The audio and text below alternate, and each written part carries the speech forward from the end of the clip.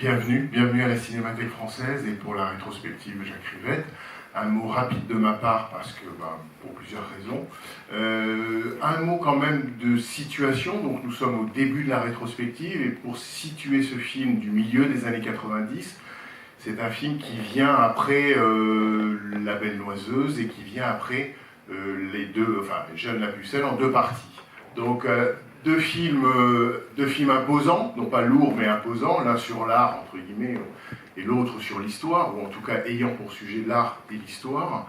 Et là c'est comme si dans Au bas fragile, Rivette avait eu envie de renouer avec ses premiers amours. Vous allez le voir, Paris, en l'occurrence le 13e arrondissement, l'été, 3 filles et 2 garçons, on pourrait dire un programme de voyage. Un problème de voyage intramuros. Voilà. J'en dis pas plus parce que surtout, je vais céder la parole à Nathalie Richard, qui nous fait le plaisir d'être là, qui ne pourra pas rester pour la discussion après, mais donc qui va dire quelques mots maintenant. Et puis surtout, je vous donne le mode d'emploi, vous le connaissez. Le film a une durée rivettienne, 2h50, ça aurait pu être pire, hein, vous auriez pu voir un ou un et on aurait pu faire un débat. Donc 2h50. Ce qu'on va faire, moi ça me paraît le plus simple, c'est qu'à la fin du film, on vous laisse 5 minutes, pour celles et ceux bien sûr qui souhaitent assister au débat, et j'espère que vous serez nombreux et nombreuses. On fera une pause de 5-10 minutes, pour que vous puissiez vous ébrouer, vous souffler, fumer une cigarette, et puis bien sûr, je l'espère, revenir dans la salle. Votre ticket suffira, même si vous n'avez pas de ticket, vous aurez le droit d'entrer. Je le dis pour ceux qui voudrait resquiller ou faire entrer des amis. Et après, donc, on retrouvera et on discutera avec les 2 scénaristes, j'allais dire officiels du film, Pascal Bonitzer et Christine Laurent, et puis avec 2 des 3 actrices comédiennes et elles aussi scénaristes du film, Marianne Denicourt et Laurent Scott qui nous rejoindront. On a eu cette idée, la première fois que j'en ai parlé avec Pascal Bonitzer, on a eu cette idée parce qu'on s'est dit quoi de mieux pour faire comprendre quelque chose de la méthode Rivette qui n'appartient qu'à lui, la manière dont il implique les uns et les autres dans le processus tout entier du film, et bien que d'inviter des comédiennes scénaristes entre guillemets et 2 scénaristes qui, vous allez le voir aussi, apparaissent dans le film Au bas fragile. Bref, cette manière qu'avait Rivette de mélanger les genres et les styles pour faire en sorte que ce soit vraiment un projet collectif. Voilà, j'en ai trop dit. Nathalie, je vous laisse la parole. Et donc, vous avez bien compris. Bonjour, voilà. 2h50, la pause, et on se retrouve après. Et en tous les cas, merci beaucoup. Je crois que Jacques serait vraiment content de vous voir aussi nombreux. Moi, j'ai revu le film il n'y a pas longtemps, en septembre, parce que c'était pour présenter... J'avais fait présenter pour un festival qui faisait cinéma et danse. Et les 2h50, je peux vous rassurer, il y a un tel rythme, un tel mouvement, vous êtes vraiment pris dans un grand mouvement de poésie, donc je pense que ça va aller.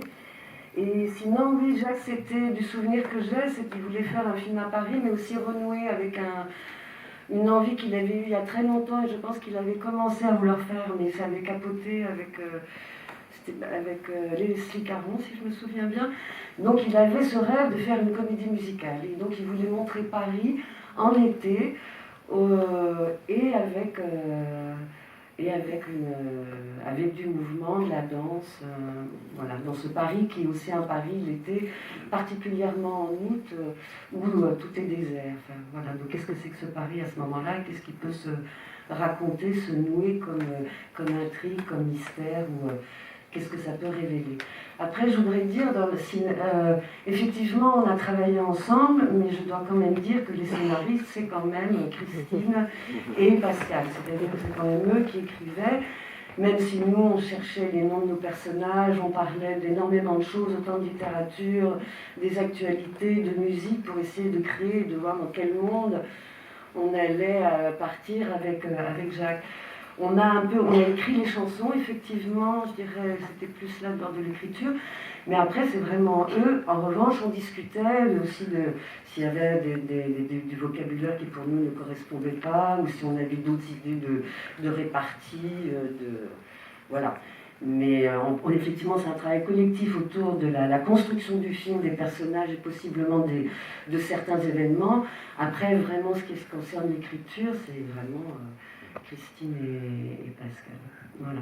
Et donc c'était un travail de conversation. De conversation, d'écouter des choses, des acteurs. Ben voilà, ça. Après, il y avait des structures, mais c'est vrai qu'à chaque fois, avec Jacques, d'ailleurs même de l'amender, enfin, ça procède par cercle. Et puis en fait, il y a une trajectoire, et c'est la trajectoire finale, c'est quand même Jacques qui a toujours le dernier mot. Et donc il aime bien que ça parle autour pour lui aussi nous faire rêver. Et ensuite, on se rend compte qu'on va toujours dans... On retrouve d'abord un univers qui se déploie avec des caractéristiques, mais il y a ces méandres qui font que ça va être ce film-ci et pas un autre. Une toute dernière chose, puisque je vous tiens, et que je voulais vous le demander après évidemment, mais dans le film, sans rien dévoiler, peut-être vous êtes celle qui danse le plus. Ça venait parce qu'il savait, Jacques, que il savait que j'avais fait de la danse. Ouais. Et donc il utilisait cette idée qui fait que finalement c'est vous qui êtes le plus en mouvement apparent en tout cas. Ouais, qu'est-ce que c'était cette formation? Ah, dedans, moi j'ai fait de la danse classique, et après j'ai fait de la danse contemporaine chez Merce Cunningham. Et après j'ai dansé avec une de ces danseuses qui s'appelait toujours Carol Armitage. Donc aux États-Unis. Après je suis venue, puis j'ai dansé avec. On a fait des choses avec Philippe Découfflé. Voilà, puis après moi je suis rentrée au conservatoire, donc ça prenait trop de temps. Mais enfin, j'ai toujours aimé danser, j'aime danser. Et Jacques aussi adorait danser, il a même dansé, on le voit à un moment donné en fait. Donc oui, peut-être, mais c'est dans l'histoire aussi, il voulait montrer Enfin, chez Ninon, mon personnage, ça commence, vous verrez, dans une boîte de nuit. Donc là, c'est d'ailleurs avec quelqu'un qui s'appelle Nana Rigou, qui était aussi un danseur qui dansait avec Vera, qui là a disparu, qui dansait avec 2 mannequins. Donc le mouvement de la boîte, en fait, ça vient parce que j'avais proposé de le faire avec Alain, en fait. Donc il voulait plus de Ninon montrer un peu des façons de bouger très différentes. Autant dans le quotidien, donc elle se déplace tout le temps, ça aussi. En patin à roulettes, en mobilette. Elle est très mobile. Voilà, tout moyen de locomotion. C'est au cinéma, je ne fais pas de mobilette. Peut-être justement, on peut poser la question rituelle, qui voit le film pour la première fois? Oh, dis donc! Voilà. Et ben alors. Voilà. Mais en tous les cas, vous avez de la chance parce que c'est une copie restaurée, donc quand même la pellicule, les couleurs, la matière, ouais, c'est quand même vraiment quelque chose. Quoi. Et je trouve que Jacques, quand j'ai revu d'autres films, il y a quand même une élégance et une fluidité de filmage qui est extraordinaire. Vraiment. Et vous verrez aussi, ce qui est assez particulier, moi j'en ai ça parce que j'étouffe. Jacques aussi, il est très rare qu'il y ait des très gros plans dans le cinéma de Jacques. Ou alors quand il y en a, c'est que vraiment il y a quelque chose à voir. Hein.